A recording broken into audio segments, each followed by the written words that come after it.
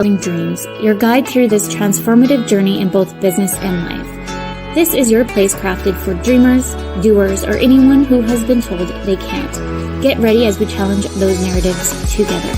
You're tuning in live to the United Public Radio Network, airing on 105.3 and 107.7 FM in New Orleans.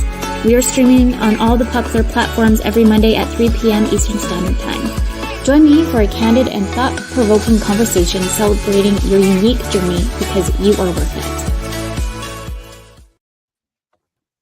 Good afternoon, everyone. Welcome to Breaking Norms, Building Dreams. I'm your host, Brittney Ashley, and we are broadcasting live on the United Public Radio Network and the UFO Paranormal Radio Network at 105.3 and 107.7 FM in New Orleans. Get ready to escape the routine and join us for the next hour as we break norms and build dreams. Thanks, everyone, for tuning in. Please send in your messages within comments. I'll be watching. And I'm so excited to have Alex today to come in and talk us all about her entrepreneur journey, mom life, all of the fun things. So before we dig into Alex, let me do a quick bio on you, and then you can jump on in, Alex. Sounds good.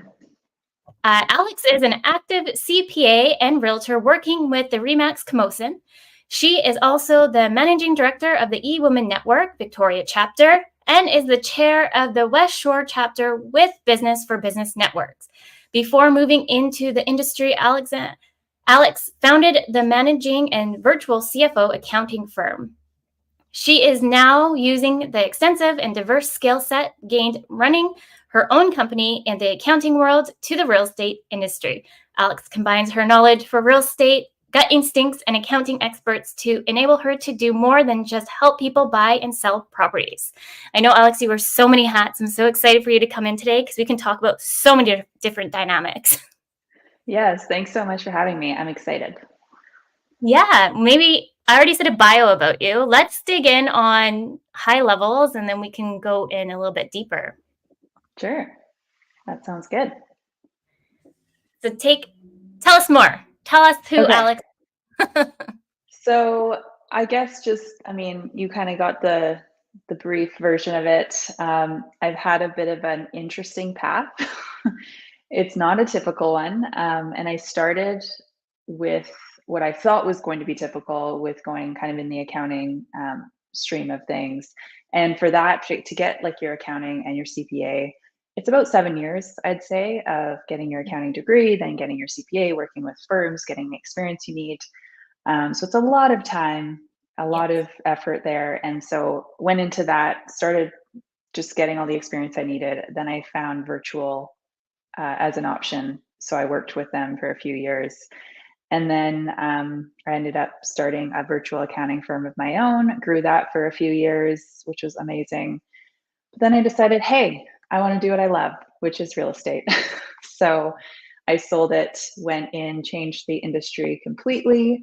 But at the same time, I think a lot of it goes hand in hand. I'm just doing exactly what I love, and I'm using like the foundation that I built before that. So now I'm in real estate and still keeping my CPA active just to kind of ensure that I'm keeping the brain going.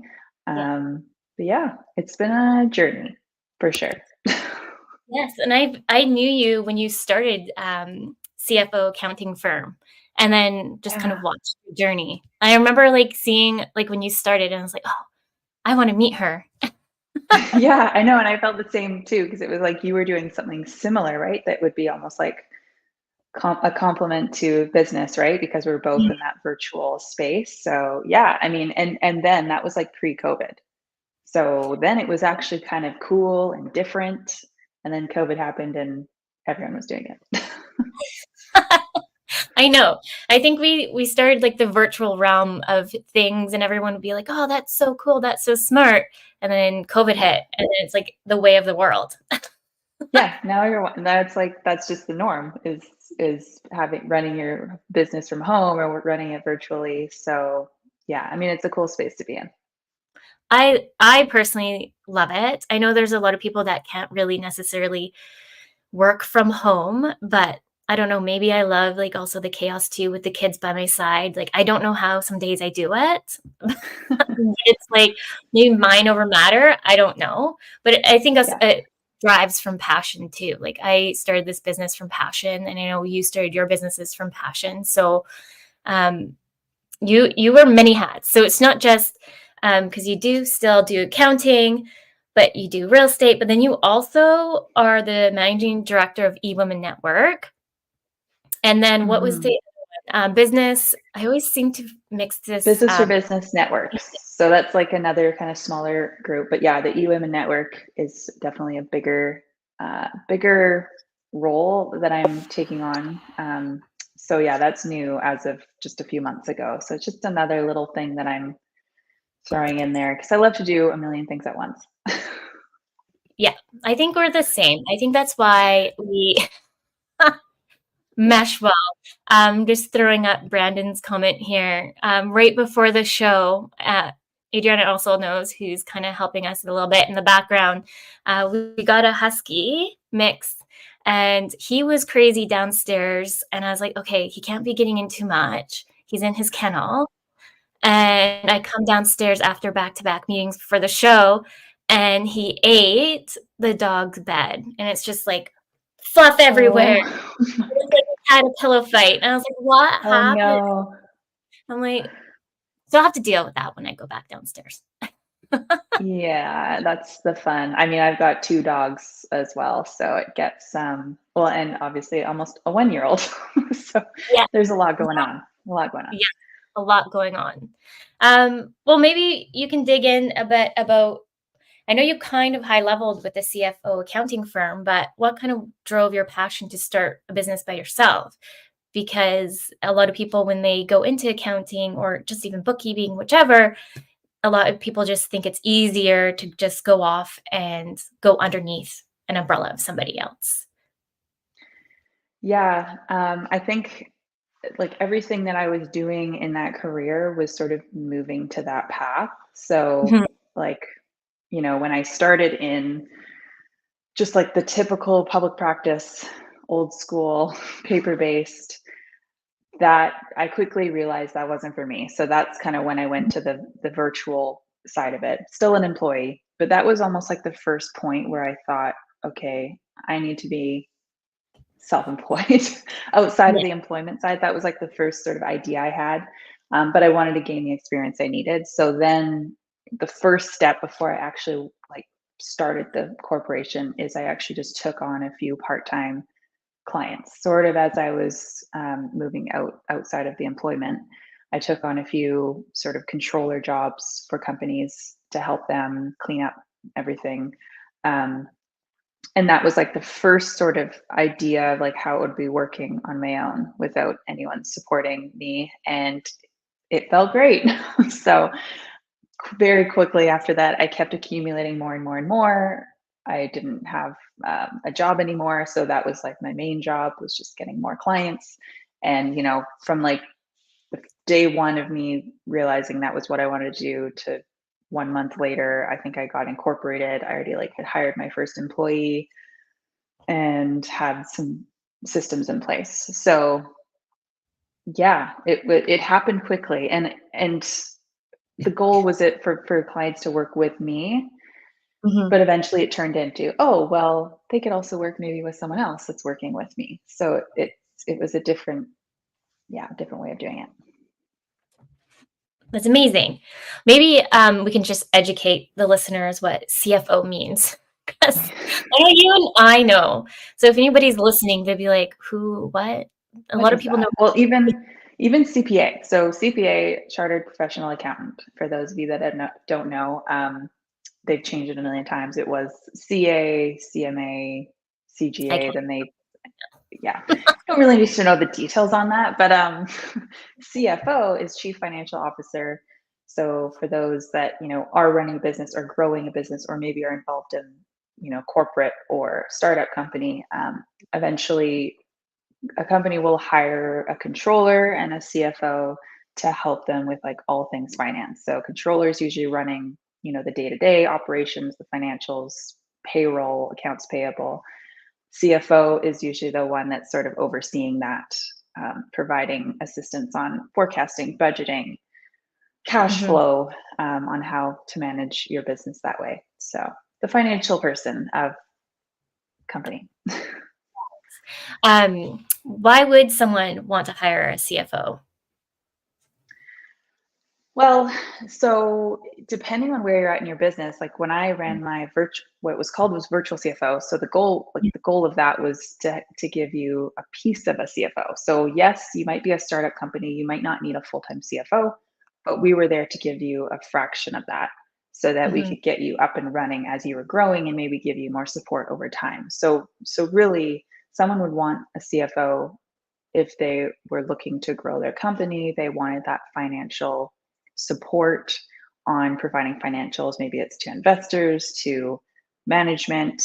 Um, you just want to, find out how to spend the money that you're raising. You want to see where your cash flow is going. Like, I mean, really, you should have someone like that from day one. But a lot of the time, it takes time to get the resources to have that. Yeah, 100%. And I was just saying this in our last show last week.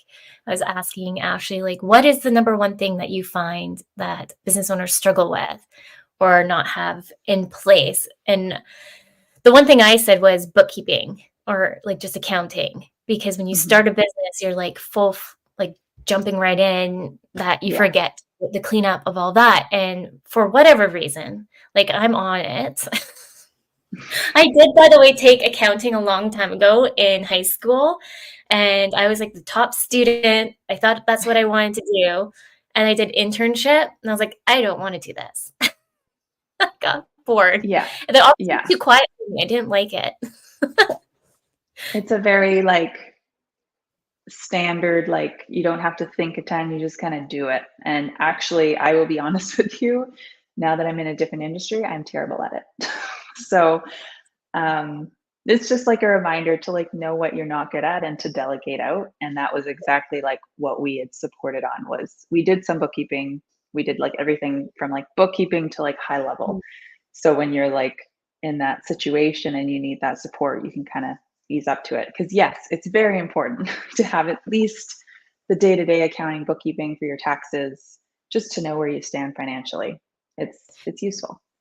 Exactly, and that's the biggest piece too, like, when I get outreached on, like, "Oh, we want your services," or whichever, they're like, "I don't know how much I can spend." It's like, well, if you do, like, an analysis of your books or just have a high level, then you can know how much you can outsource, Mhm. then put into because it's a range for bookkeeping and accounting, but it's good to have somebody just by your side to make sure that you know where you can leverage your business in different areas and take different risks.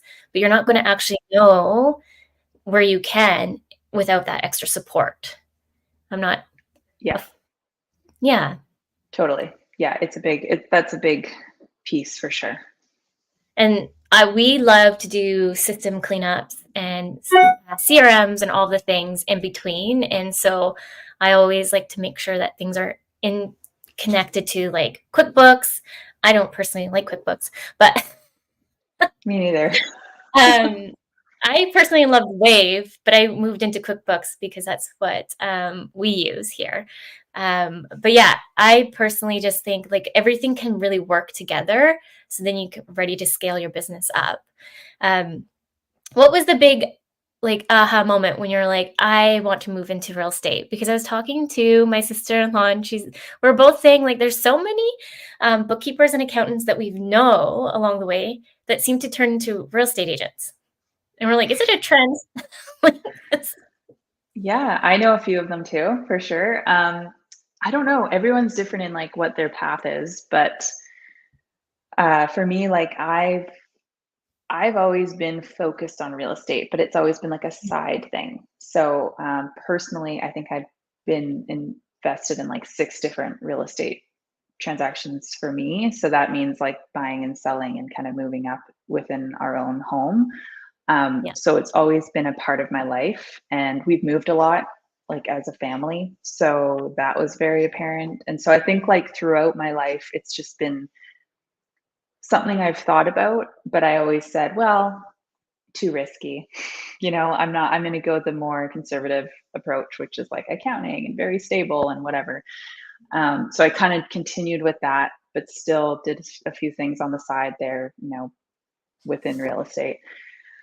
And then, yeah, I think I got to a point where maybe it was my confidence or just I became Mhm. more clear on what I wanted. And after running a company, I knew there was a lot more that was possible. And so I Mhm. think that was like the turning point of, 2 years or so into my business thinking, okay, I love what I'm doing, but is this really like the thing that I want to grow? And Yeah, that was sort of the point where I said, well, maybe I should look at going into what I love doing. And so, yeah, started that whole process. I love that. And that's kind of like of our point of the conversation today is that beyond like the blueprint of that, every entrepreneur has their own journey. So not just saying that like mine, I feel like I always joke that I'm a hippie until I figured out my life. A long story short, I've been in so many different industries. I've been into like from tourism to tech to the events to like I can't even keep up with it, to be honest. Yeah. However, it kind of helped me who I am today, and I'll also appreciate the different clients that come in that we work with because I'm like, you know what? Hmm. This is why you need X, Y, and Z. This is why da, da, da. Like it's my brain just seems to like Yeah. switch off to a different gear, and that's the passion that I love. Like my passion like gears up again. I just love Hmm. it.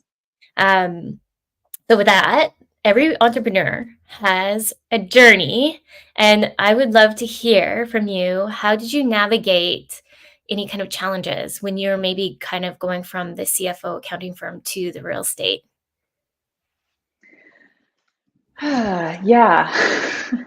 That's a big one. um, yeah, like I mean, that was one of the biggest transitions I'd say in my life and in my career, and it was a big decision, and I wanted to make sure it was the right decision too. And it wasn't just an overnight thing; it was like actually a full year process because not only did I have to package my business up for sale and transition that off, but I also had to get my real estate license, get everything, basically rebrand a new business.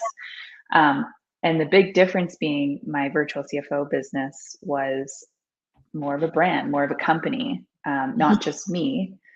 And this real estate business being really just me and my personal brand. So I'd say that was the biggest change was putting myself more out there Yeah. personally. And that's a challenge in general, just me and like what I'm used to doing.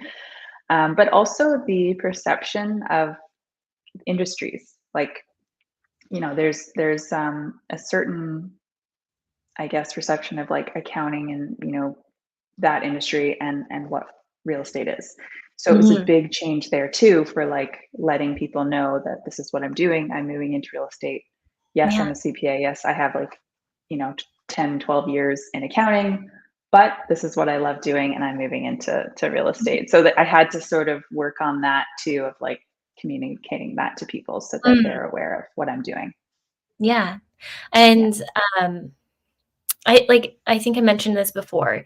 Your brand's always evolving. So even when you're changing different businesses or navigating to a different area, your brand's always evolving and you're kind of finessing it.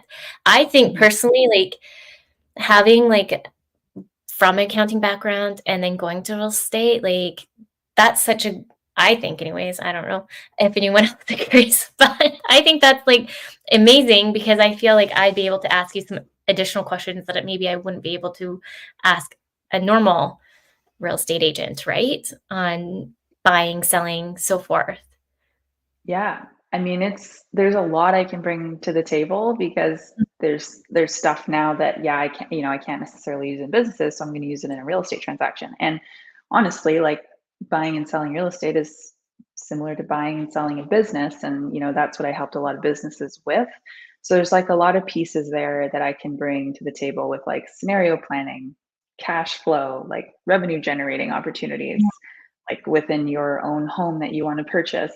Yeah. But also, before you go to a tax accountant, let's talk about it to make sure you need to talk to someone. I mean, I can't necessarily give tax advice because I'm already a realtor to them, but I Yeah. can at least say, hey, that's something you're going to need to explore further. Talk to this person, Mm, and get more clarity. So there's like so many other pieces around like a real estate transaction because it's so large. It's one of the bigger transactions of your life. There's a lot mm, of stuff you need to know, and so yeah, I'm trying to give that extra education for mhm. people that need it within that process. No, and I think that's amazing because I think a lot of us, even too, as women, trying to understand finances is such a. I have somebody coming in a few months from now, just talking about empowering women with financing and understanding the Mm, financing piece because I feel that we are definitely sometimes a gap. We just kind of throw it over to like the husband or the partner to take lead on that. mhm. And I know for me personally, I just like to my husband, like, tell me what I need to do. But I'm trying to be mindful of it. I'm really trying to Yeah, like push myself further. Maybe it's for me personally, it's like it gives me anxiety. I don't know if anyone else can relate to it, but financing gives me anxiety. And so I think that's where part of my ADHD comes in. So if it gives me anxiety and I don't want to know about it, I shut down. And so the easiest solution is just throw it over to the husband and he can tell me what I need to do. yeah, and I think that's common. I think a lot of people have that feeling, right? Unless like you have experience in it, or like that's your where Mhm. you work or whatever, like a lot of the time that's normal. Like you just pass it off to whoever can deal with it and then you can ignore it. Yeah. And I think So, it might stem further down to like if your parents educated you on it at a young age or not. Like yeah. I don't really think my parents educated me enough, really. Like I maybe they said things to me and maybe I blacked it out. I don't know. But I don't recall anything really until I got into college. And to be honest, like that's probably the worst because I'm already then in my routine of what I think money is like. So now I'm in college, university on this kind of spree, thinking, oh, Yeah. like, not that money grows on trees, but you know what I mean? Like, it's just a different mindset. Like the whole TikTok trend of like girl math. Yeah. But I love Totally. seeing the TikTok trends because I'm like, oh, I thought I was the only one that thought that. Yeah. Well, and also like not even just parents, but also just teaching that stuff in school. Yeah. Like, Yes. why is it not happening? Like, it makes no sense. There's so many simple things for people to know around mortgages, taxes, credit cards, like just that stuff that you could really learn before going off to college. Yeah.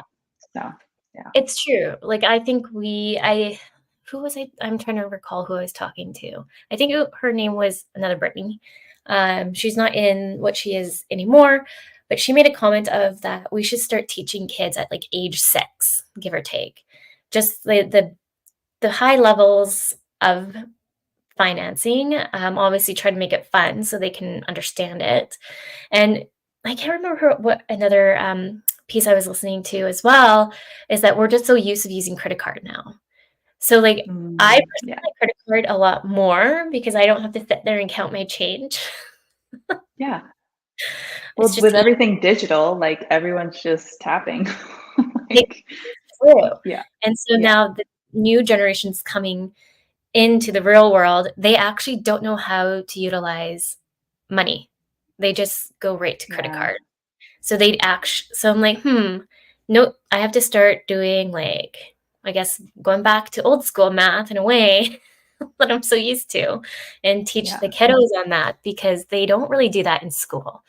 So trying to make sure that they feel educated enough when they go in the real world that they can do both and understand Totally. both. Yeah. I feel like I'm always like, okay, I didn't know how to do this, so I need to teach the kids. But how do I do that? Teach myself first. Yeah, no, and I think there's more of that. I wanna say there's more of that going on even when they're younger. Like, there's, like, little activities you can do, like, around numbers or whatever. Maybe it's like the Montessori approach, but I Yeah. know there are ways to do that earlier that you can make it, like, fun, but they're also secretly learning at the same time. Mhm. Yeah. Yeah. Yeah, definitely. Would you say, because I know you do both still, you kind of do accounting a bit. Do you hopefully want to move that kind of off your plate more, or are you still wanting to kind of dabble between the two? My ultimate goal is to wind down accounting altogether. Mm. As much as I don't want to let go of that piece because I've worked so hard for it, it's not what I want to be doing moving forward. And so, there comes a time where you just have to let it go, rip the band-aid, and continue on the path that you want to continue on. And that's where I'm at this year. Probably it's going to look like that or close to it. Um, so yeah, I plan to really focus 100% into real estate, and I'm still going to keep everything, education, professional Yeah. development. I have to in order to keep my CPA active. So there's going to be things I have to learn in the process to keep my brain going. Mhm. But in terms of where I'm working, it'll be more in the real estate side. Amazing. Do you have any tips for anybody who's thinking of kind of like selling their business since you went through the process? Yeah. So usually when someone's looking at selling, a lot of the time you should probably start preparing 2 years before that. So for me, when I make decisions, it's rather quick, okay, I made the decision, we're getting it done. Yeah. So I didn't have 2 years. So it was really a few months. But thankfully, I'm an accountant and I had all my books in order. Everything was really, really organized. So my one piece of advice would be to, start now on Yeah. the organization side, the administrative side.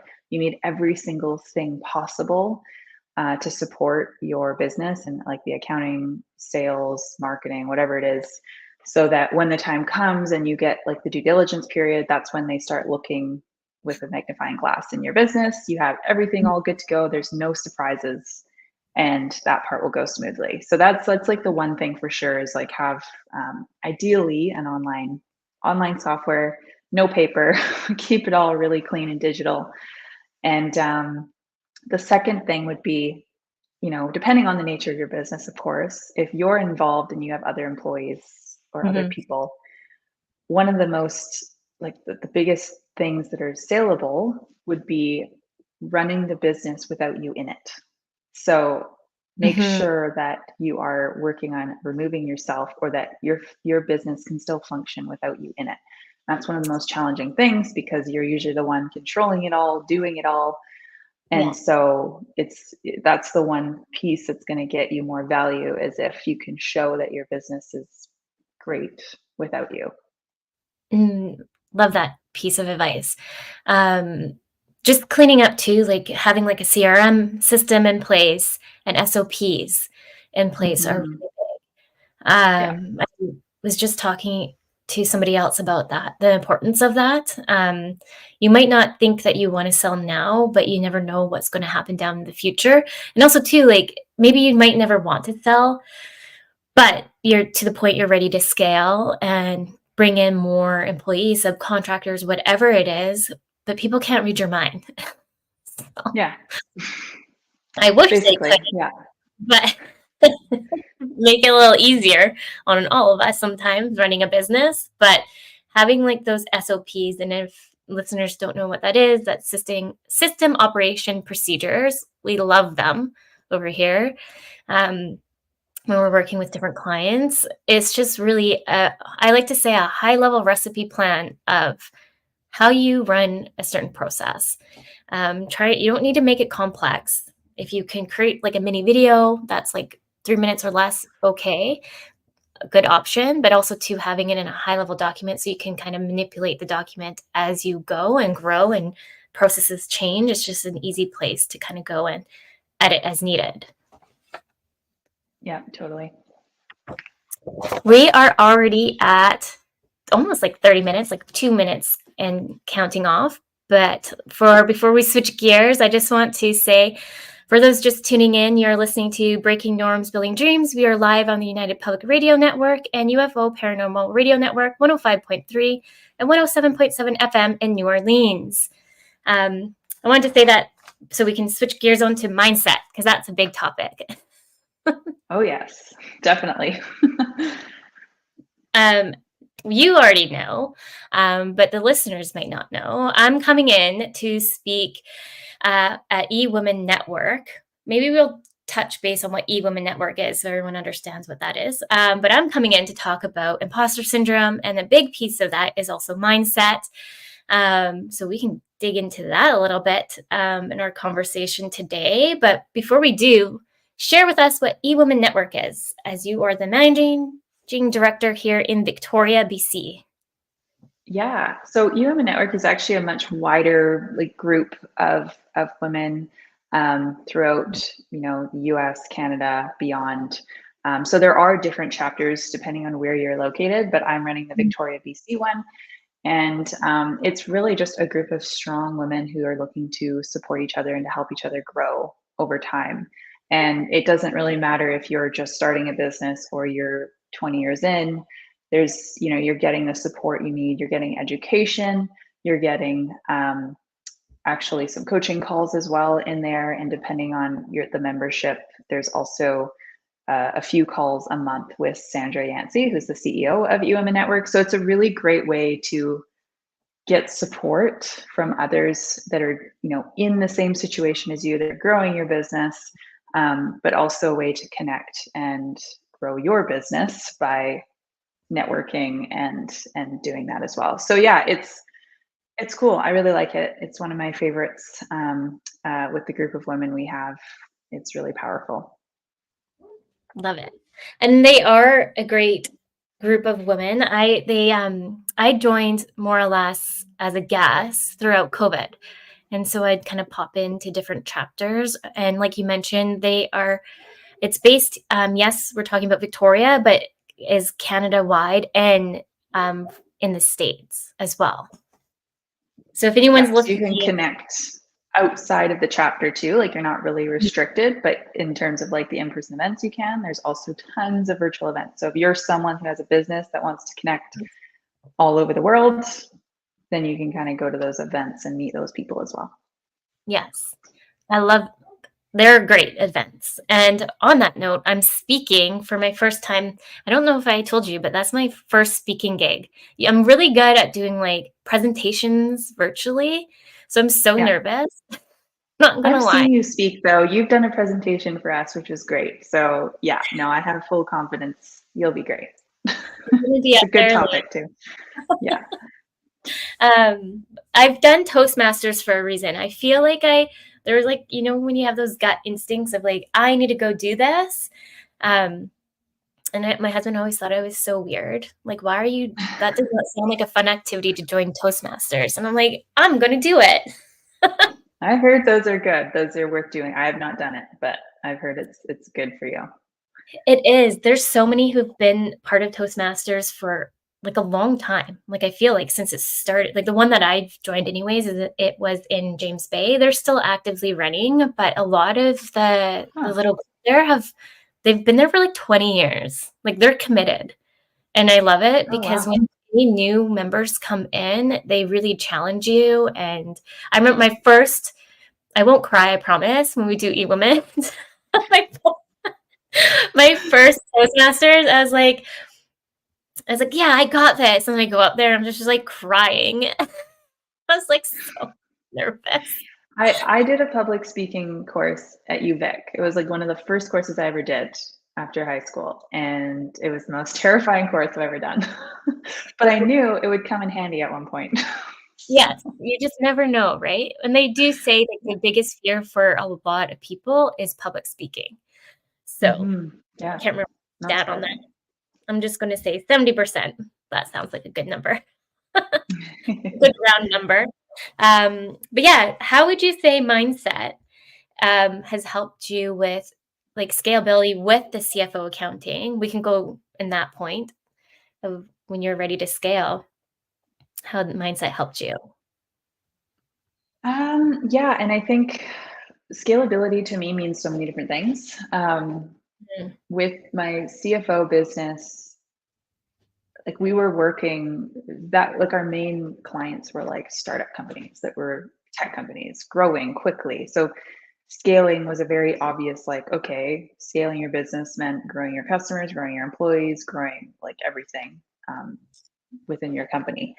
Now, for me, I think of it differently because it doesn't matter really what your business is. There's like always a way to scale. And like how mindset helps that is thinking that, because yes, if you're a one person business and you're like, oh, I want to scale, but I don't know if I can hire like a bunch of people. Well, maybe there's a way to do that without Yeah. hiring, right? And I think one of the biggest things I've learned is really standardizing your service or product. So if you have 10 different offerings and you customize with every client, that's going to be really hard to scale.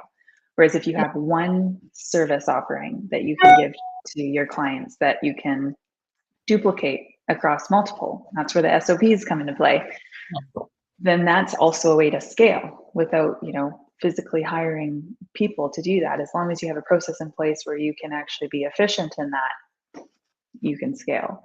Mm-hmm. So I think that was like the one thing I had learned probably like towards the end of my business, which, would have been nice to know before. But there's so many ways of doing it. And now you look at my business now, I don't have a team. It's me. So Mm-hmm. really the way that I can scale is by creating really strong processes and delegating when needed to other resources. And that doesn't necessarily mean employees. It means a VA or like marketing support or some sort of Yeah. support that can help me do what I need to do to grow my business. Mm-hmm. I think thinking about that as a mindset is very important. Because if you have that scarcity mindset of, I can't outsource because of X, like you kind of go down this hole, really. Like Mm-hmm. everyone has different mindsets and different ways of outsourcing and whichever.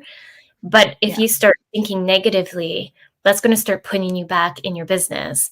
And so switching your mindset to be more positive, like for me, let's just use me for example. When I first started the business, I was scared for discovery calls because I was like, oh my goodness, they're judging me on the phone call. I don't know what I'm saying. I'm not good enough to be here. Like, why would they hire me? And I just remember that was like my first year doing this. And I was like, if I keep this up, I'm not going to be able to land any clients because I'm so nervous, so anxious. And you can just read people's kind of person, like, I don't want to say aura, Yeah. but body language, Yeah. all the things that you're not really connecting. And so you can't really land that client because they're like, why is that person just so like uptight maybe, or like whatever they're thinking. So Mm-hmm. I remember I don't even like it was like a aha moment that I had for myself of like, okay, you know what? It's not even a discovery call. I don't even like to call them discovery calls. Personally, I put it on the website because that's good for SEO. And Yeah. people are like, oh, free discovery call. I like that idea. Yeah. But I personally, my brain, I started calling it coffee chats because at the end of the day, Mm. I may not want to hire you as a client. And I think Yeah. that is kind of a lot of people are like, oh, you don't want to hire me? I'm interviewing, no, interviewing you. It's like, no, actually, it's not an It's a interview. It's two-way street. Yeah. exactly. Exactly.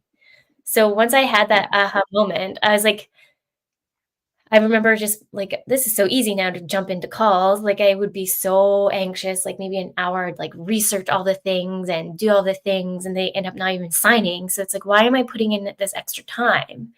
And so with me changing my mindset Mm-hmm. on that and limiting to 15 minutes for a call, I'm kind of being very laser focused. We get to know each other very well in the 15 minutes. I got their intake form. And then I'm very transparent and honest with clients. Like I had somebody call in and I was like, hey, like, just so you know, I think you actually need an employee first, hire them. And then once you have that going, come back to us. And then I can pair you with one of the VAs or OBMs and we can do X, Y, and Z with them. But make sure that they're not the broken link in the chain that's assisting you because then the whole thing will crack. So he Oh like yeah. actually, Yeah. he just messaged me actually over the weekend. He's like, I never think I knew you said over our call that you're transparent, but I didn't think I was going to get that transparency. Like, You have but to be. You have like, and I think that's like the biggest thing in business too, is really just staying true to who you are, like in those type of calls, because so many times, like I agree. I used to freak out about them too, about being just like overthinking it. And you yeah. really have to just like, here, this is your business. This is how you want to run it. I like to get to know people and like build the relationships before I actually go into more than that, and like finding out what challenges they have. And not everyone does that. Some people just go straight to the point on sales and selling. And Yes. that's not me. So I learned that quickly too, of like what the mindset is and like how to work with, that type of process. Exactly. And I find like when you get like those, I get so many, because a lot of people are like, oh, why don't you, if you want to get more clients, like when I've had like coaches in the past that I didn't really resonate with, why don't you outsource getting like people to do engagement for you and doing cold calls to get clients? I was like, that just doesn't Mm. resonate with me though, because I want to make sure that like I'm so protective of the people on my team too, that I Yeah. just don't want some random person coming in and disrespect my subcontractors as well. So I'm like, I need to have a system in place, and this is my system and this is my reasoning. But it's hard because when you're building a business and things aren't going well, because we're like in a recession, it's like you just want to take on clients, but it's good to keep to those boundaries to and leave the doors Yes. open for the good ones that come in, because the bad ones take a lot more energy. Not worth it. I've had a few of those. I think we all have. Yes. I was just having a conversation about this the other day of I was very open about it. I was like, I just because I end up like not firing them, but was just like, I think we just need to go our separate ways if we can agree to disagree. Yeah, it's good Your to do idea, that sometimes. my idea, let's go. Yeah. The whole mindset too of it kind of ties into like imposter syndrome, like I was mentioning. It's just overall thinking like you're not competent. So that's what imposter syndrome is. It's like the fear of being found out, not being competent enough. And so there's 70% of us struggle with imposter syndrome. 83% of small businesses struggle with imposter syndrome. So it's like big numbers, which I can't wait to Mhm. share with. I'll be sharing all the numbers and stats in the speaking presentation with everyone, because I just want a lot of people to understand that imposter syndrome doesn't discriminate, and it really affects a lot of us. And so if we can start talking more about it and having those open conversations, even for business owners, because I think we have so much pressure on ourselves when we look at social media and we think that we have to be like the perfect, like everything's Mhm. perfect. Like I even Yeah. had somebody approach me not too long ago being like, you're doing so well. And I was like, really? I'm just surviving over here. Like I have a 5-year-old and a 2-year-old. I have a crazy husky now. Like I'm just like showing up, doing the best I can, Yeah. rolling business through. It's So really easy to compare. Really yes, easy, and to see what others are doing, right? And I think that's definitely like a mindset shift. exactly. 100%. About just chatting briefly about kiddos. You have a kiddo. How do Mhm. how have you found balancing it all with a little one? Well, it's new. So I had him like a year ago now, which is just wild to me. I don't know how the time has gone so fast. Um, but like, I'll be honest, before that, Mhm. I couldn't even imagine having a kid and also doing what I'm doing, because I just, like I've said before, I like to take on a million things, focus like really hard in the career and workaholic, all of that, like all the things. I just never really knew how I could do both, or if both was possible. And yeah, I mean, it is, long story short, it's possible, but it takes some learning because especially having like a new baby, it's like your first baby. So you kind of learn everything from scratch again. And I'm really thankful because my husband works in government and has excellent parental leave. Yeah. So what we decided would work best for us is if he took the 9 months and I continued working. And it's Mhm. not a typical norm, but it's something that would work best for us. I could kind of, my job is flexible enough where I could still be home, be around, be able to take time off as needed, but he was going to be there, like have the Mhm. stability for the full time so that I can jump up and do what I need to do when it comes up. So yeah, it worked out really well. It just took some figuring out. And now we have a nanny that works part-time with us now that Matt's gone back to work. And that's been going really well too. I love that. And then those who are listening from the States, here in Canada, BC, we have, well, Canada really. Oh my goodness, they keep changing it. I can't keep track. Was it 18 months now we can take off if needed? Um, Yeah. and it was a year, and then they extended it to 18 months for those. And you get half, was it? I can't remember for 18 months what they've done with the pay for that. Like They it's basically nice. stretch it out. So like Yeah. you can take the full pay in the year, or if you stretch it to 18 months, they stretch your payout to 18 months. You just Mhm. get less, over that time. Which is I do love that idea. I was able to kind of take maternity leave with my daughter, but with Hudson, um, not so much. But we did exactly kind of what you did. My husband is in uh, the government, and so he took more time off, and so we played with that, what that looked like. And that's the thing, is that the norm today is that it's okay, everyone listening, that a mom doesn't have to always be the one staying home. It can be the dad. And that's Mhm. the biggest thing. I think you and I went to an event and somebody was said to you, like, who's with your little one? Like, it seemed like they were Yeah. like distraught. And I was like, I so wanted to say something. I was like, I will not. I will not start Yeah. controversy. Yeah. No, it's so true though. And trust me, I've had a few experiences with like even potential clients that didn't end up being clients for a reason, Mhm, but that have assumed mhm, that I wasn't capable of doing the job because I had a new baby. And so I've definitely had my share of that. And yeah, it sucks in the moment and you feel like really negative about the whole thing. But at the end of the day, like you just have to continue on with, there's so many other people in the world that are supportive of that and that, understand that piece. And that, yeah, there's always going to be the ones that are still with the old mindset, I guess you could say. yes. Un Unfortunately, with the old Yeah. mindset. But I hope we can challenge those. It's the whole reason why I started the show, that we can Yeah. start talking more about it and challenge those narratives, because I just think that that's gonna be the way even more in the future with the next generation, because of you're just gonna have to figure out as you go. Like, Mhm. taking care of a little one, like, is hard. It's hard work. Mhm. There's no manual. I wish there was a manual, but there is no manual, especially with 2. Every baby is different from my Yeah, understanding. So, yes, 100%. Like, both my kiddos are completely opposite. At least they love each other, so that's good. At least we got there you go. we'll see what happens in their teen years, which I don't wanna think of yet. Oh, I know. Crazy.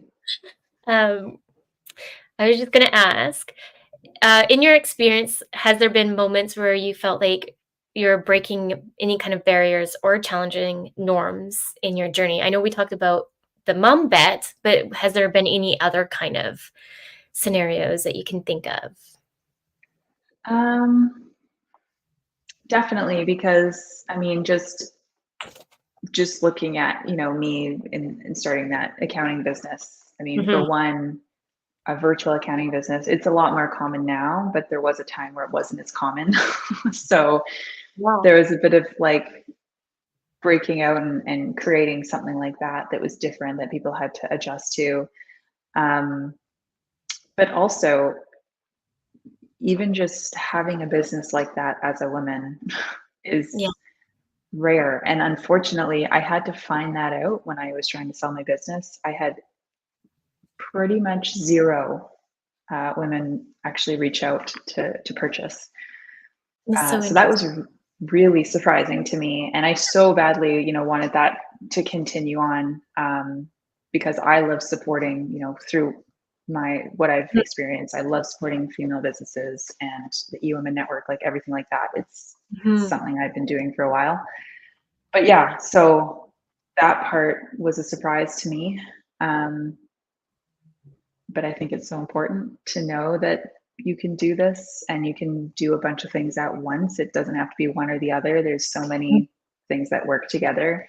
And I found that out obviously with becoming a mom in a new industry, because I was also new to the industry Mhm. and decided to do that and decided to continue working and not stay home with my newborn, which was a big decision to make as well. Mhm. It is. It definitely is.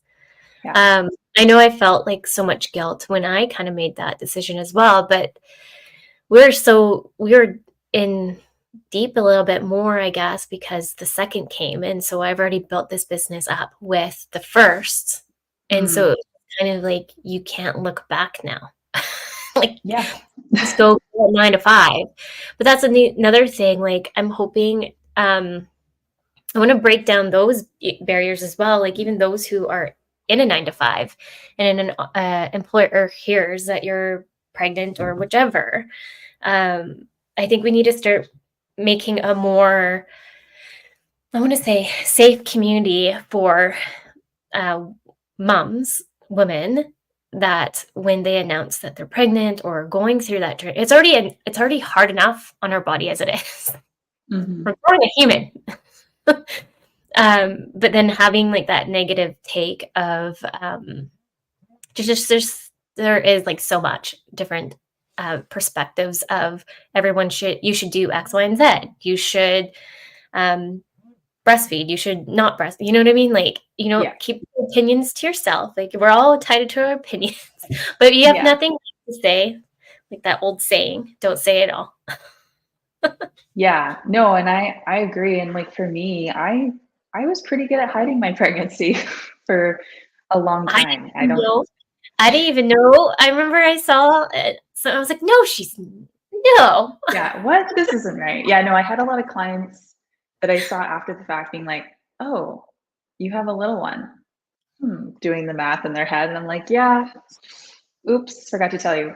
But yeah, I mean, that was just my decision because I just wasn't sure how people would take it, especially like current clients I'm working with. Like, obviously, I'm still actively working and I plan to actively work, but there's always this like fear that they think, well, maybe you're not going to continue working. Maybe you're going to like love being with your baby so much that you don't want to work with me. Well, some people might be, but for me, that just wasn't where I was focused. And yeah, so I don't think I'll hide it again. Like I'm a Mhm. little more open to the idea of that. But yeah, I think it was until like the last 2 months where I was like, okay, physically I can't hide this anymore.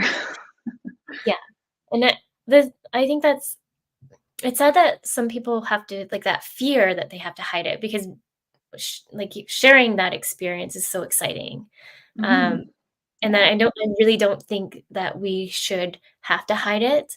I think it's something that we should be, 'cause I totally get where you're coming from. I know I was super scared to talk about it when I had my first, um, and I still look back on it and was like, I was right on my fear of why." Yeah, But exactly. um, I just hope that we can start changing those narratives and talking more about it, that it shouldn't we shouldn't have to come from a fear base, especially when it's something so amazing. Yeah. That we should all celebrate. And also too, just celebrating, women in community, I think is really important. I came back from, like, a tech background, and it's actually quite surprising to see that it was very, uh, catty. It's like, we're all here as a team. Why are we not supporting each other on the project that we're trying to get done, than bringing each other Mhm. down? It's Yeah. just mind-boggling to me. Like, I just don't quite understand it. Um, Yeah.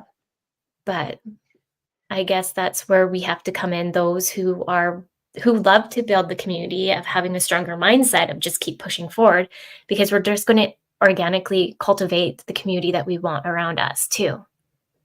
Yeah, totally. Yeah, I know. I agree. I think and that's through like eWomenNetwork too. I'm really trying to push in that direction as well with supporting others and like making sure that community exists for people. Which is very big. I know here in Victoria, we definitely need more like that, for sure. I feel like it took me a long time to find like my virtual community, I like to say. It took me a solid, and until last year, really, I felt like I couldn't find a community, and I was like, why is it such a hard time? And then I joined the forum, and I love the forum so much. A lot of them seem to be all based over Vancouver, but I'm in their little group chat, so that's okay. Oh, nice. I'm only a ferry away. Yeah. But that's what I do like about eWomen here, is that it's here local, and we can all connect a little bit more, at least go for coffee than just have it like the virtual. You need that human connection. I think we all do. Oh, yeah, totally. Yeah. We're almost at our ending point. Is there any last tips you might want to share the listeners that we haven't touched on? Oh, let me think. So much. I mean, I think that like for me, when I was going through I've been through a lot of like changes and transitions throughout my career and family and everything. And a lot of the time you get advice from people that is very one-sided, and who it could be from their generation, from what they've experienced. And I think it's important to really talk to more than one person when you're looking at making a change or transition. Like, talk to people that you maybe find influential, or that people have done something that you are looking at doing. Like, really have those conversations, because there are so many ways it can go, not just one straight line. And I think that was one of my mistakes. I sometimes I just didn't talk to enough people that maybe understood where I was coming from. And your path really can go wherever it wants. It's up to you on whatever you decide to do and how you want to run your business. So yeah, talk to people, get advice from more than just one, and create what you want to create, basically.